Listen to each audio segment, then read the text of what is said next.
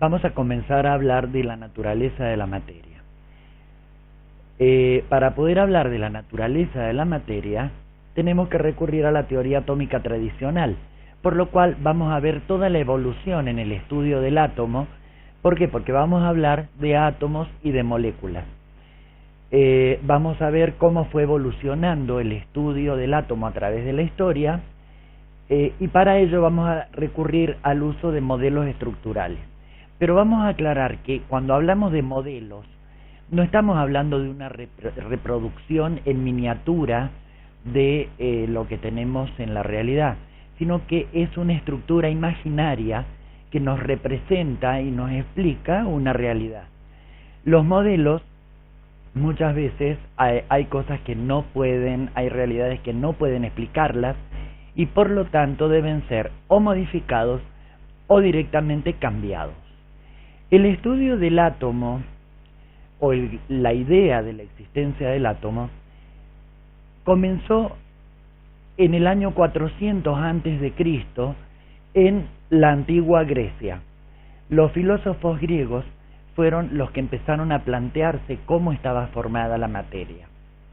Entonces, había dos puntos de controversia.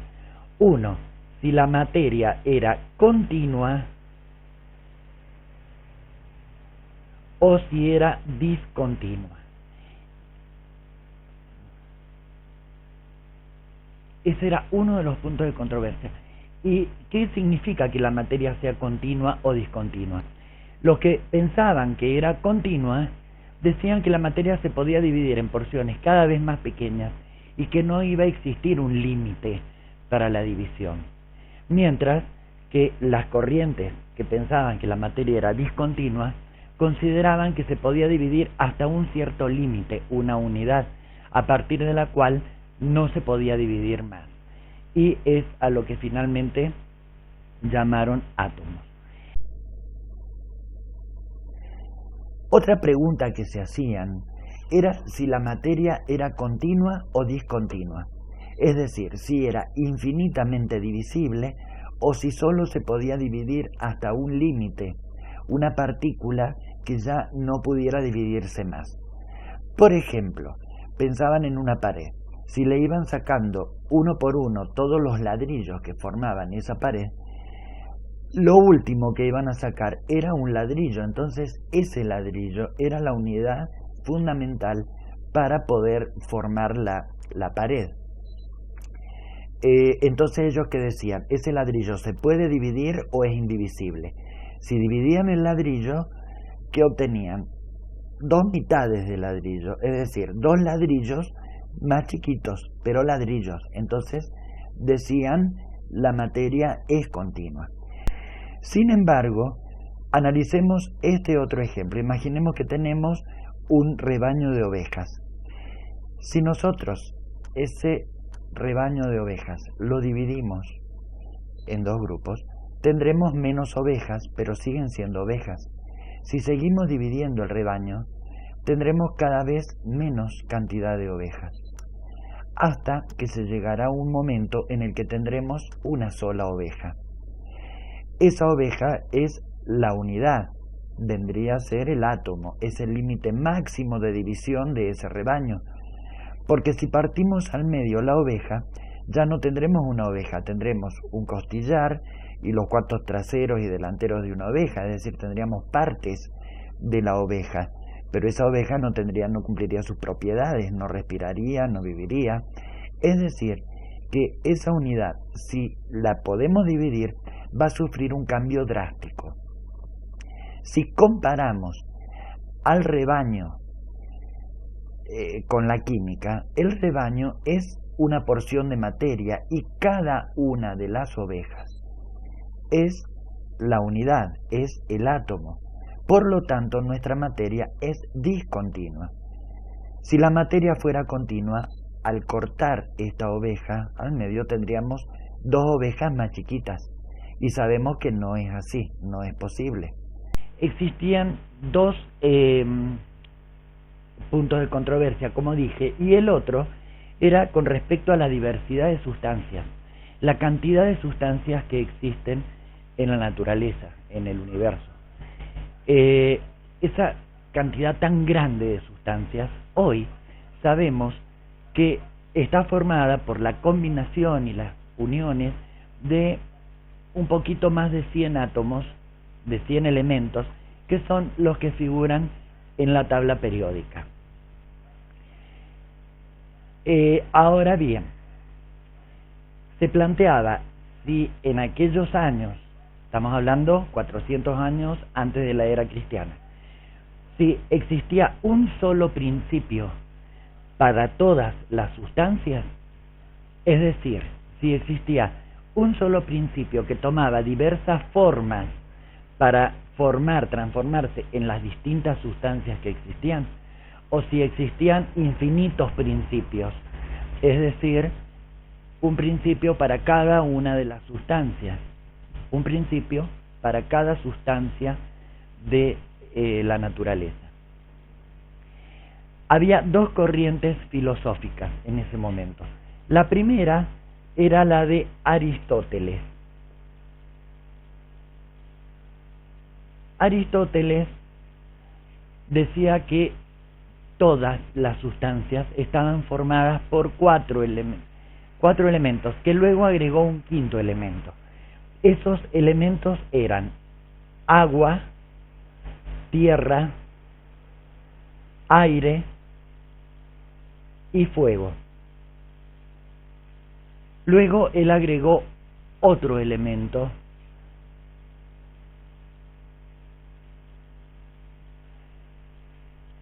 la psique.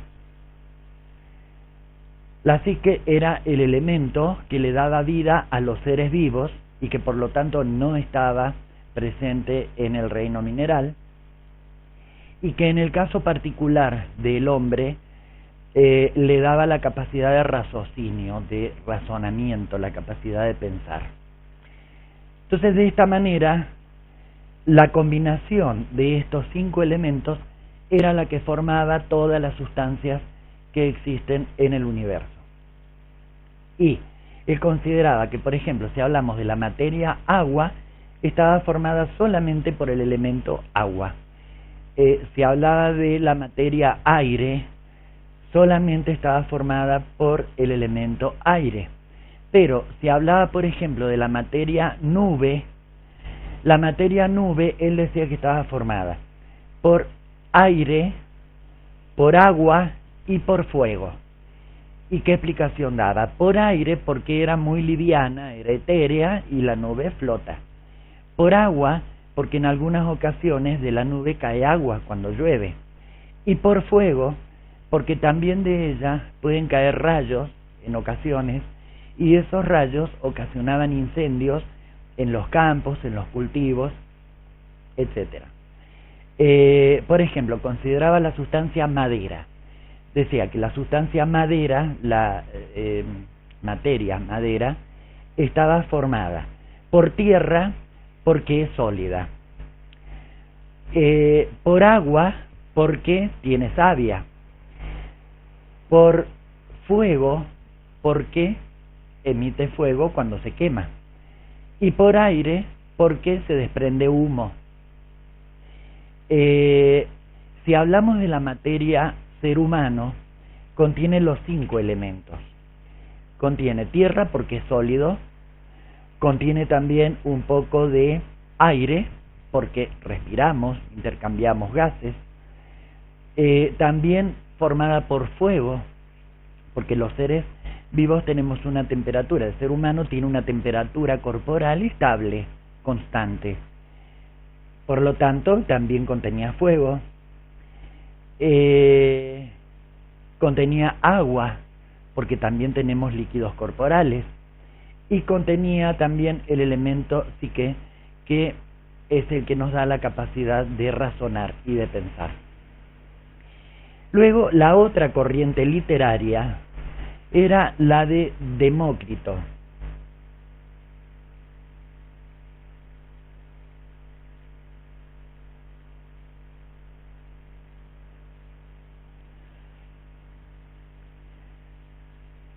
Entonces, Aristóteles pensaba que existía no uno, pero pocos principios para formar a todas las sustancias. Aristóteles respondía a esta pregunta. Ahora, Demócrito, por ejemplo, pensaba que existían infinitos principios, tantos principios como sustancias. Entonces, él consideraba que la materia la podía dividir, que era discontinua además, y que se podía dividir en porciones cada vez más pequeñas hasta llegar a un límite. Ese límite era la unidad, y a ese límite es al que Demócrito llamó átomo, que está formada esta palabra por dos partes. Tomo quiere decir división, y a es un prefijo privativo, de manera tal que átomo quiere decir sin división, es decir, que no se puede dividir en porciones más pequeñas porque es el límite. De esta manera, Demócrito pensaba que, por ejemplo, un trozo de madera, si lo dividíamos, íbamos a ver que estaba formado por átomos de madera, y los representaba de esta forma. Los átomos de esa sustancia eran todos iguales entre sí, y entre ellos quedaba un espacio vacío. Si consideraba, por ejemplo, la sustancia una miguita de pan, consideraba que estaba formada por átomos de pan, y que los átomos de pan eran distintos, supongamos esféricos, pero todos iguales entre sí. Si consideramos una piedra, consideraba que los átomos eran distintos a los anteriores, a los de las sustancias anteriores, pero iguales entre sí. Luego de estas corrientes filosóficas de los antiguos griegos, vinieron muchos siglos de oscurantismo, donde directamente se dejó de lado todo lo que era la ciencia y los grandes pensadores, y empezaron a darse explicaciones mágicas.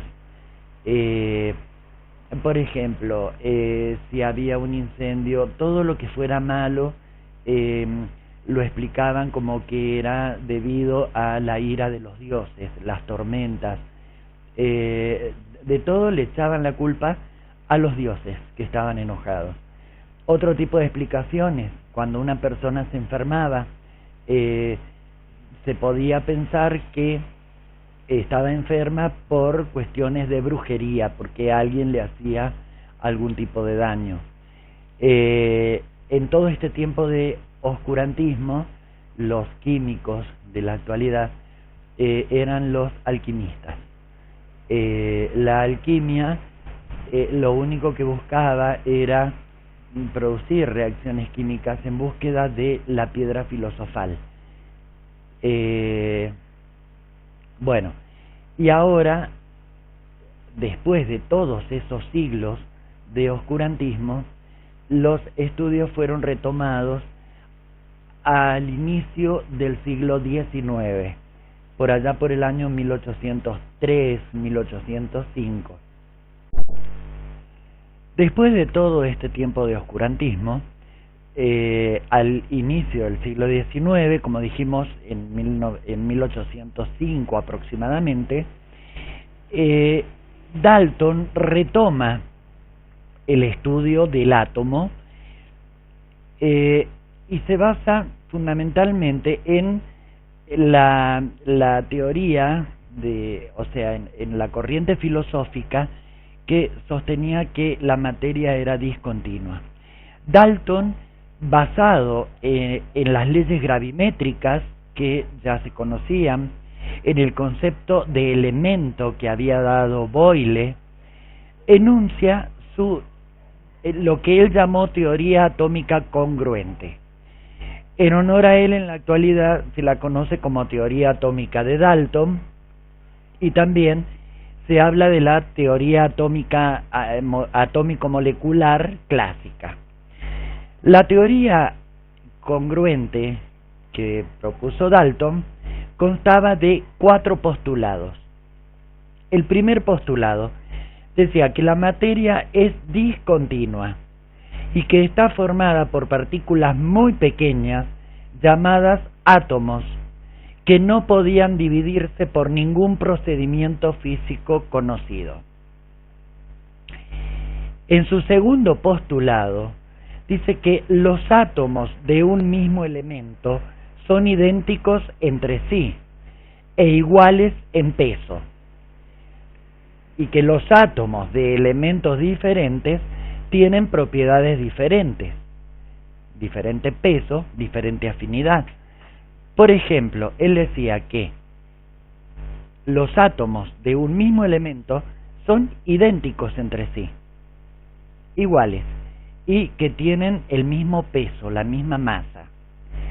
Mientras que los átomos de elementos diferentes son distintos en tamaño, en peso, en masa, en afinidad con otros elementos, pero entre ellos son todos iguales.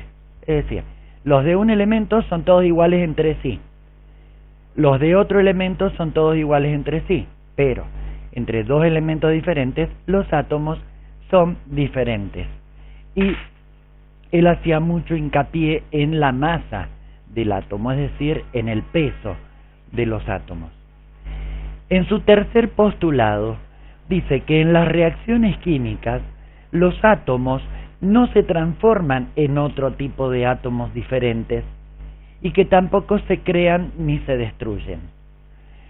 Él sostiene que, como lo dice en el cuarto postulado, que los compuestos se forman por la unión de átomos de elementos diferentes en proporciones numéricas sencillas, y que un compuesto dado tiene siempre el mismo número relativo de átomos. Evidentemente, el agua siempre contiene 2 átomos de hidrógeno por cada átomo de oxígeno. El anhídrido carbónico tiene 2 átomos de oxígeno por cada átomo de carbono. Y así es como los elementos se van uniendo con otros elementos para formar distintos compuestos. Bien, en este caso tenemos una molécula de agua, en este caso tenemos una molécula de metano, que ya se verán más adelante. Ahora bien, habíamos dicho que Dalton se basó mucho, le dio mucha importancia al peso de los átomos. Y esta teoría atómica es muy importante aún en la fecha, pero no es la que se encuentra vigente en la actualidad, debido al poco conocimiento que había en la época. La teoría atómica de Dalton tiene falencias, y las principales falencias, ¿cuáles son? En el primer postulado, él nos dice que el átomo es indivisible, es decir, que no pueden dividirse por ningún procedimiento físico conocido. Hoy se sabe perfectamente que sí, porque el átomo está formado por partículas más pequeñas todavía, que son las partículas subatómicas. Tampoco está vigente el segundo postulado, porque dice que los átomos del mismo elemento son idénticos entre sí e iguales en peso. Y ahí está una de las falencias. En 1805 no se conocía la existencia de los isótopos, eso se conoció un poco más tarde. Y los isótopos, que ya lo vamos a ver en un rato más, son átomos del mismo elemento pero que tienen distinto peso. Es decir, que los átomos de un mismo elemento no son todos idénticos entre sí, tienen una pequeña diferencia que hace precisamente que tengan distinto peso. De todos modos, la teoría atómica de Dalton pudo explicar perfectamente las leyes gravimétricas, pero no podía explicar otro fenómeno, que es el comportamiento de la materia en base a sus propiedades eléctricas. La electricidad es un conjunto de fenómenos químicos causados por cargas eléctricas, ya sea en reposo o en movimiento. existen distintos tipos de cargas. Existen cargas positivas y existen cargas negativas. Hoy sabemos que las cargas del mismo signo se repelen y que las cargas de signos opuestos se atraen. Hoy sabemos también que cuando el número de cargas negativas es exactamente igual al número de cargas positivas, tenemos un conjunto neutro, eléctricamente neutro, y la materia es eléctricamente neutra. Todos conocemos que si frotamos algunos materiales se producen fenómenos electrostáticos.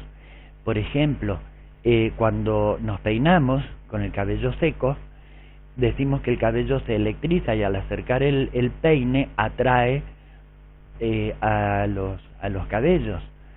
Bien, eso es porque las cargas se mantienen en su lugar, en el peine y en el pelo. Cuando estamos sentados en una silla de plástico, por ejemplo, y nos levantamos y tocamos un picaporte de una puerta o tocamos a otra persona, muchas veces salta una chispa, una descarga eléctrica. Bien, cuando nos quitamos un pullover en un lugar oscuro, habremos visto que se producen chispas. Bien, todo eso son fenómenos electrostáticos, donde las cargas se mantienen, las cargas eléctricas se mantienen en su lugar. Es distinto cuando esas cargas eléctricas las hacemos circular por un hilo conductor, como puede ser un cable, un alambre de cobre o metálico, porque allí tenemos cargas en movimiento y estamos generando una corriente eléctrica. Todos estos fenómenos no pueden ser explicados por la teoría atómica de Dalton, porque él en ningún momento considera que en el átomo existan cargas. Él considera al átomo de esta manera, como una esfera perfecta y que no posee cargas eléctricas. Sin embargo, esta teoría atómica explica perfectamente lo que es las leyes gravimétricas.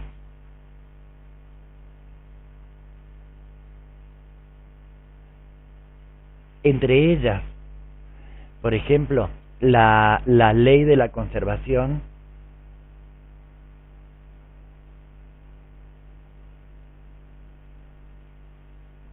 de la masa o de la materia. Otra ley es la ley de la composición constante.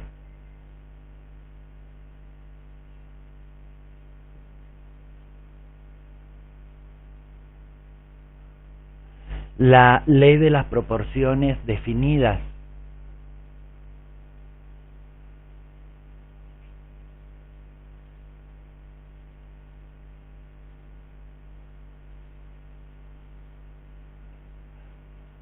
La ley de las proporciones múltiples, que son leyes que vamos a ver próximamente en esta misma unidad. Esas eran las principales falencias de esta teoría atómica que proponía Dalton. Después de que Dalton pusiera en conocimiento su teoría atómica de Dalton, transcurrieron 100 años. En esos 100 años hubo algunos científicos que se dedicaron a hacer trabajos de experimentación con la electricidad. Entre ellos fueron notables los trabajos de Faraday y también los de Volta. Ellos, al trabajar con electricidad, comenzó a suponerse, se comenzó a pensar que el átomo estaba formado por partículas aún más pequeñas que luego se les llamó partículas subatómicas.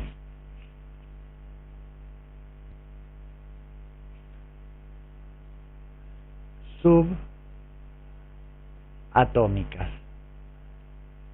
Es decir, más pequeñas que el átomo, evidentemente, y que además esas partículas subatómicas tenían carga eléctrica de distintos signos para que pudieran neutralizarse. La materia es neutra.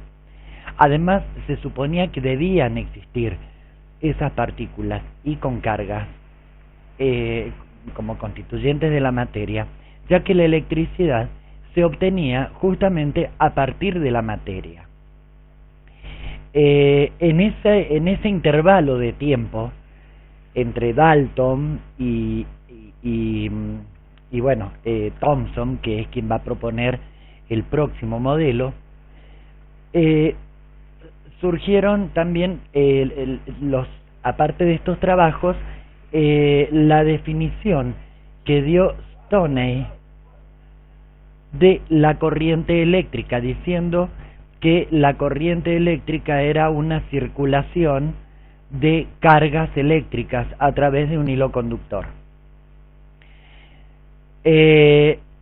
Thomson, en base a todos estos trabajos, trabajando en su laboratorio con un tubo de descarga a baja presión, trabajando más precisamente con los rayos catódicos, él trabajó con un tubo de descarga donde colocó en su interior un gas a baja presión. Eso es lo que se llama un gas enrarecido. Y conectó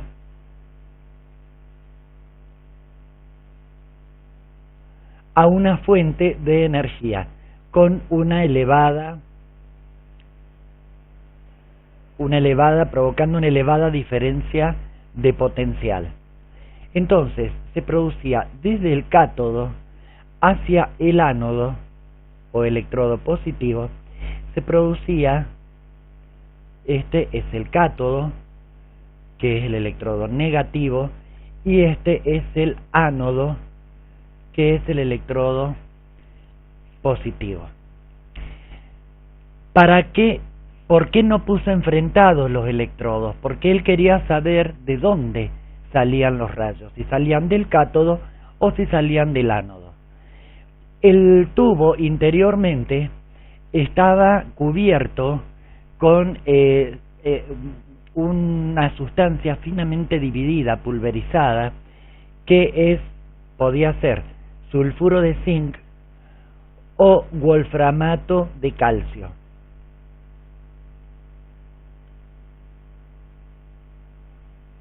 Wolframato de calcio o sulfuro de zinc. Estas sustancias, el wolframato de calcio y el sulfuro de zinc, tienen la propiedad de, cuando reciben el impacto de una radiación, emiten destellos luminosos, como un tipo fosforescencia o fluorescencia. Observó que se producía una salida de rayos desde el cátodo hacia el ánodo, que al estar desplazado el ánodo, toda la fluorescencia se producía frente al cátodo. Entonces llamó a esos rayos, a esa radiación, lo llamó rayos catódicos. De esta manera, lo que descubre Thomson es la existencia de una partícula muy pequeña y que tiene carga eléctrica, pero que también tiene masa. ¿Cómo determina la carga eléctrica? Porque hizo una serie de experiencias. Primero, para saber si esos rayos eran partículas, es decir, si tenían masa, es decir, si eran materia realmente, colocó en el medio un molinillo metálico y observó que las aspas giraban cuando se producía la descarga de los rayos. Por lo tanto, si giraban es porque recibían los impactos y son los que producían el movimiento. O sea que esas partículas son materiales, tienen muy pequeña masa, pero poseen masa. Con respecto a la carga, y bueno, colocó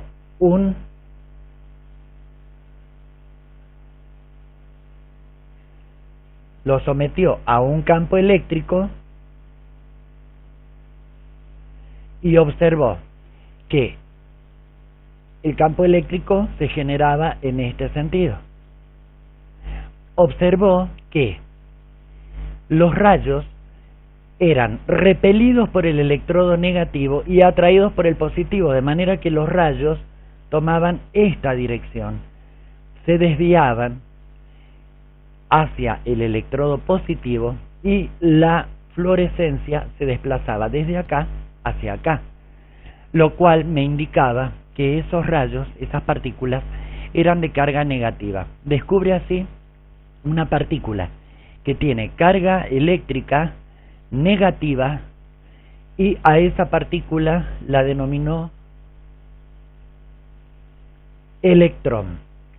Es decir, el electrón es una partícula subatómica que fue descubierta por Thomson.